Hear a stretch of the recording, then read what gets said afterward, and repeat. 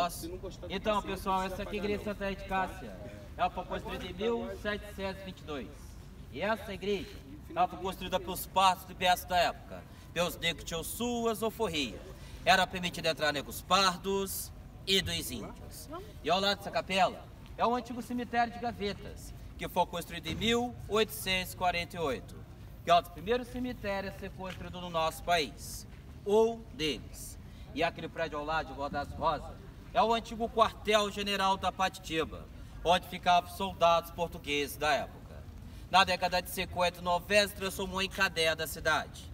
E na década de hoje, transformou em biblioteca municipal.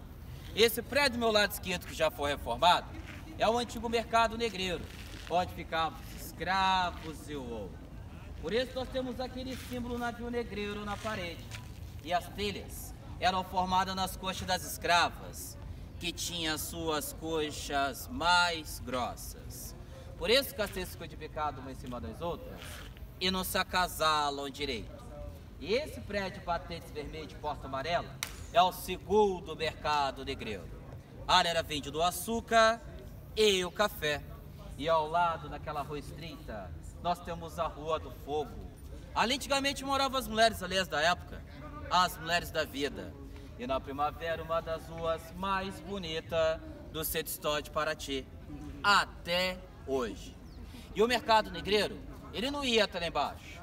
Ele pegava o telhado para frente, aquela parte lá do fundo, aquelas obras foram feitas no século XIX.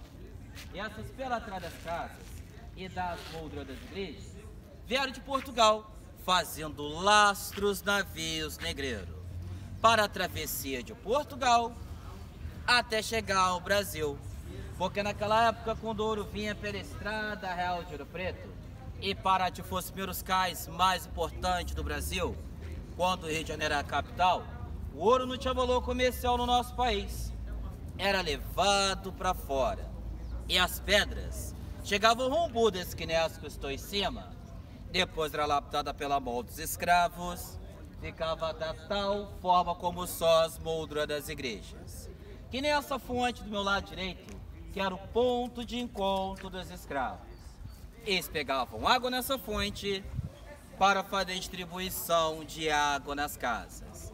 E essas ruas de pedra foram feitas no século XVIII e no século XIX, mas só que foram feitas por crianças escravas. Por isso que dá o nome de pé de moleque, que as pedras não têm formato certo. Ainda tem muita gente que reclama de andar em cima delas ainda. Vocês reclamaram? E as casas históricas de Paraty não tem rede de esgoto. Fezes e urinas eram jogados nas ruas. Por isso nós temos 3 comportas: a do lado direito, a do meio e a do lado esquerdo.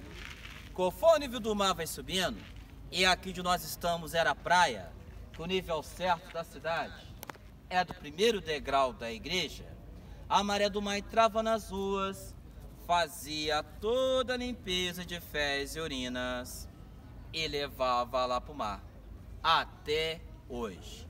Mas o começo não foi aqui. O começo foi em cima do forte, em 1615. Não dá para ver que as ruas fazem curva. Depois eu vou explicar por que as ruas fazem curva. A expansão foi tão grande que eles tiveram que descer. E aqui está situada a cidade histórica hoje. Era uma fazenda, a fazenda de Dona Maria Jacomi de Melo. Dona Maria Jacomi de Melo foi a senhora que trouxe no passo português para a construção da cidade histórica, com uma condição: que não maltratasse os índios e construísse uma capela para ela. No lugar da capela foi construída a igreja da matriz, que dá 3 igrejas Santa Ritas dessa. E os índios, quais que acabaram com a raça dos índios do nosso país.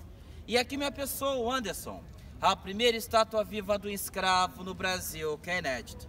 Nesses 12 anos e 29 dias de hoje, eu já passei de mais de 900 mil fotos espalhadas do mundo inteiro. Muito mais do que isso. A escravidão Tem 122 anos que acabou no nosso país, mas é uma coisa que nunca devemos esquecer. Todas as cidades históricas feitas no nosso país foram feitas pela mão dos escravos.